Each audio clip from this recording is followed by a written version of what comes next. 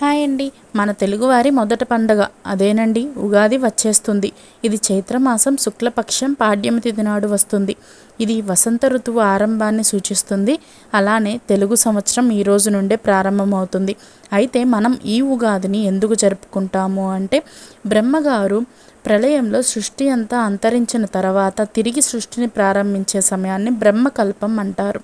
ఈ బ్రహ్మకల్పంలో బ్రహ్మదేవుడు సృష్టిని ప్రారంభించిన మొదటి రోజును యుగానికి ఆదిగా పిలుస్తారు. దీనినే యుగాది అని కూడా అంటారు. అయితే ఇది రాను రాను ఉగాదిగా సంస్కృత భాష నుండి తెలుగులోకి అనువదించారు. ఈ ఉగాది నుండే తెలుగు సంవత్సరం ప్రారంభమవుతుంది. కావున లెక్కించుటకు వీలుగా ఈ ఉగాది పండుగను మన ఋషులు జరుపుటను ప్రారంభించారు. అయితే ఈ ఉగాది రోజున మనం లక్ష్మీదేవిని, గణపతిని, విష్ణుమూర్తిని ప్రత్యేకంగా పూజిస్తాం. అలానే సృష్టికర్త అయిన బ్రహ్మదేవుణ్ణి పూజించాలి. త్రిమూర్తుల పూజ విశేషమైన ఫలితాన్ని ఇస్తుంది. అలానే మనం ఈరోజు షడ్రుచులతో కూడిన ఉగాది పచ్చడిని తినడం సాంప్రదాయంగా వస్తుంది.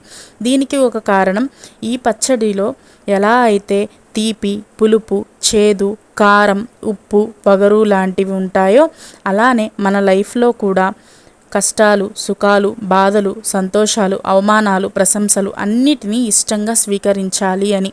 మరి ఒక కారణం ఏమిటి అంటే, వాతావరణంలోని తీవ్రమైన మార్పుల కారణంగా ఎటువంటి వ్యాధులు రాకుండా ఉండుటకు కూడా ఈ పచ్చడిని సేవిస్తారు. ఈ పచ్చడిని ఉగాది నుండి శ్రీరామనవమి వరకు కూడా స్వీకరించవచ్చును. మా ఛానల్ మీకు నచ్చినట్టయితే లైక్ చేయండి, షేర్ చేయండి, సబ్స్క్రైబ్ చేయండి. ప్లీజ్ కొంచెం సపోర్ట్ చేయండి.